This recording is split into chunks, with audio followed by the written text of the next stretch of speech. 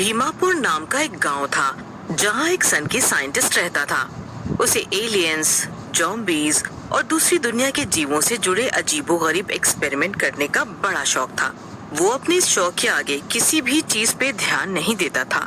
उसकी इन्हीं हरकतों की वजह से उसे काम से भी निकाल दिया गया था। नौकरी से निकाले जाने के बाद वो वापस अपने गांव आ गया, लेकिन अभी भी वो अपनी हरकतों से बाज नहीं आया था। वाह, बस कुछ दिन और फिर मैं ये पता लगा लूंगा कि इंसान आखिर ज़ॉम्बीज बनते कैसे हैं। और एक बार मैंने ये पता लगा लिया तो ये सारा देश मेरी मुट्ठी में होगा। तभी वहाँ पास से एक चुड़ैल गुजर रही थी। उसने साइंटिस्ट को जोर जोर से हंसते हुए देखा तो वो वहीं रुक गई और उसके घर के अंदर झांकने लगी। अरे, ये तो वही पागल साइंटिस्ट है जिसके बारे में सारा गांव जानता है, लेकिन ये इतना खुश किस लिए है? लगता है कि कोई नया पागलपन कर रहा है। अब इस गांव पर बस मेरा ही राज होगा। अरे, ये क्या बोल रहा है? ये ऐसा क्या करने वाला है कि गांव पे इसका राज होगा?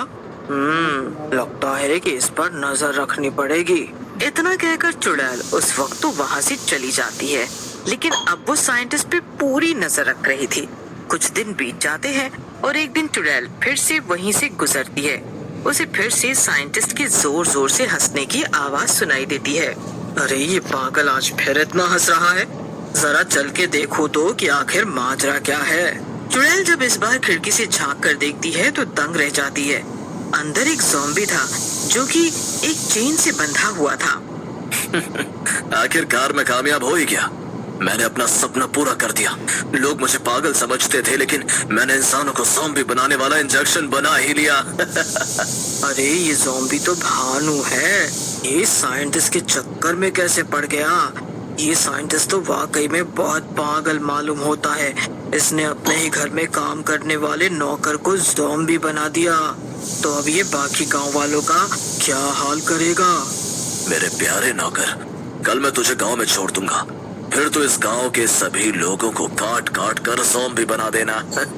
फिर देश विदेश तक मेरे चर्चे हो जाएंगे कि कैसे मैंने एक पूरे गांव में ज़ॉम्बियों की फौज खड़ी कर दी है। साइंटिस्ट खुद से बातें कर ही रहा था कि तभी ज़ॉम्बी ने अपनी चेन खोल ली और वो साइंटिस्ट को काटने के लिए दौड़ा, लेकिन तभी साइंटिस्ट ने उस पर एक स्प्रे छिड़क दिया और ज़ॉम्बी बेहोश होकर वहीं गिर गया।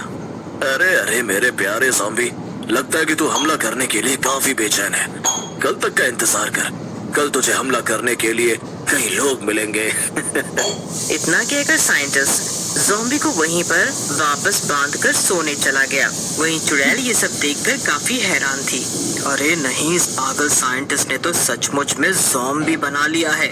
अब अगर इसने पूरे गांव को ज़ॉम्बी बना दिया तो फिर मेरा क्या होगा? मैं किसे मारूंगी? नहीं नहीं नहीं, मैं ऐसा होने नहीं दे सकती।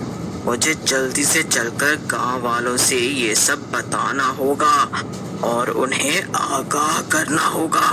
चुड़ैल जल्दी जल्दी गांव वालों के पास जाती है, लेकिन इतनी रात को उसे आता देखकर सभी गांव वाले डर जाते हैं और यहाँ वहाँ भागने लगते हैं।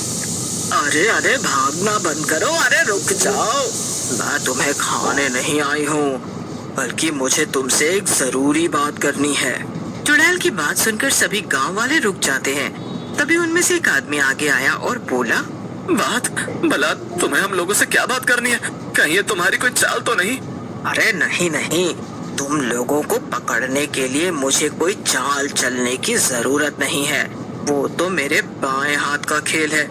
आज मैं सच में यहाँ तुम्हें कुछ जरूरी बात बताने आई हूँ। अरे, वो जो पागल साइंटिस्ट है ना, उसने इंसानों को ज़ॉम्बी बनाने वाला कोई इंजेक्शन बना लिया है और उसने अपने नौकर को भी ज़ॉम्बी बना दिया है। मैंने अपने कानों से उसे कहते हुए सुना कि वो कल सुबह गांव पे हमला करेगा और सबको ज़ॉम्बी बना देगा। ज़ॉम्बी, इसीलिए मैं तुम लोगों को सावधान करने आई हूँ। चुड़ैल की बात सुनकर सभी गांव वाले जोर जोर से हंसने लगते हैं और चुड़ैल ये सब देखकर परेशान हो जाती है। वो चिड़चिड़ाते हुए कहती है, अरे तुम लोगों का दिमाग खराब हो गया है क्या? मैं यहाँ तुम्हें इतनी जरूरी बात बता रही हूँ और तुम लोग ठहाके लगाकर हंस रहे हो। अरे तो और क्या करें? जिस पागल साइंटिस्ट पे गांव का बच्चा भी यकीन नहीं करता है, तुम्हें उस पर भरोसा है? अरे वो तो कई सालों से एलियन और ज़ॉम्बी। अरे मैं सच कह रही हूँ, मैंने अपनी आंखों से उसके घर में ज़ॉम्बी को देखा है। अगर तुम्हें मुझ पर यकीन नहीं हो रहा है तो चलो मेरे साथ और खुद ही देख लो। मुझे तो लगता है कि ये इसकी कोई चाल है, ये हमें अकेले में ले जाकर मारना चाहती है।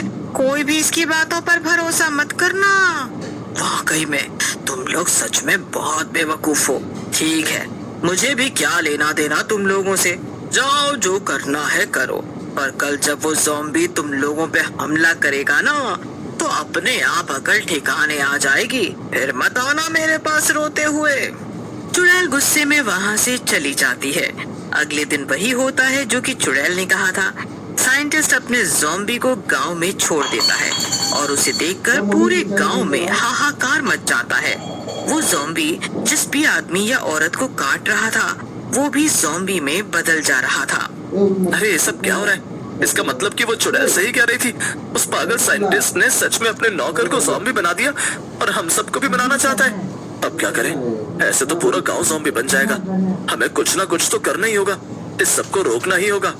चलो उसी चुड़ैल के पास चलते हैं। उसने हमें ज़ॉम्बी के बारे में सावधान किया था। हो सकता है कि उसे ये भी पता हो कि इस सबको कैसे रोका जा सकता है। हाँ, ये तुमने ठीक कहा। चलो किसी तरह यहाँ से बचकर भागते हैं और चुड़ैल के पास चलते हैं। हर तरफ ज़ॉम्बी फैले हुए थे और लोगों को काट रहे थे। दोनों आदमी किसी तरह बचते बचाते हुए चुड़ैल के पास जा पहुँचे। आ गए। तुम लोगों ने तो कहा था कि तुम्हें मुझ पे भरोसा नहीं है और तुम्हें मेरी मदद तो बिल्कुल भी नहीं चाहिए। तो अब क्या हुआ? हम लोगों से गलती हो गई, हमें माफ कर दो। तुम तो सब कुछ जानती हो, पूरे गांव में हाहाकार मचा हुआ है। हमारी मदद करो। देखो, अगर ये गांव बर्बाद हो गया तो तुम क्या करोगी? ये तुम्हारा भी तो घर है। और क्या तुम चाहती हो कि तुम्हारे घर में ज़ॉम्बी भर जाए?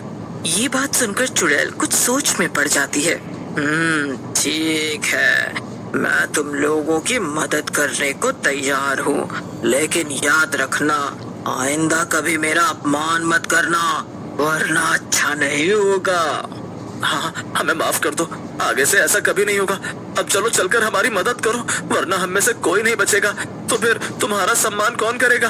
तो चलो, हमें साइंटिस्ट के घर चलना पड़ेगा। क्या? मगर क्यों? कल जब मैंने उसके घर में झांक कर देखा था, तो उसके नौकर ज़ॉम्बी ने उस पर हमला कर दिया था। फिर उसे रोकने के लिए साइंटिस्ट ने उस पर कोई स्प्रे डाला था। स्प्रे पड़ते ही वो बेहोश हो गया था। तो हम चलकर वो स्प्रे ले आते हैं, फिर हम उसे सभी ज़ॉम्बीज़ के ऊपर छिड़क देंगे। इससे सभी ज़ॉम्बीज़ बेहोश हो जाएंगे। फिर आगे क्या? बेहोश करके हम क्या करेंगे? हमें तो सबको ठीक करना है ना। सब यहीं खड़े खड़े हो जाएगा क्या? चलो पहले इतना काम तो करो, फिर देखते हैं कि आगे क्या किया जा सकता है। फिर दोनों आदमी चुड़ैल के साथ साथ चलने लगते हैं।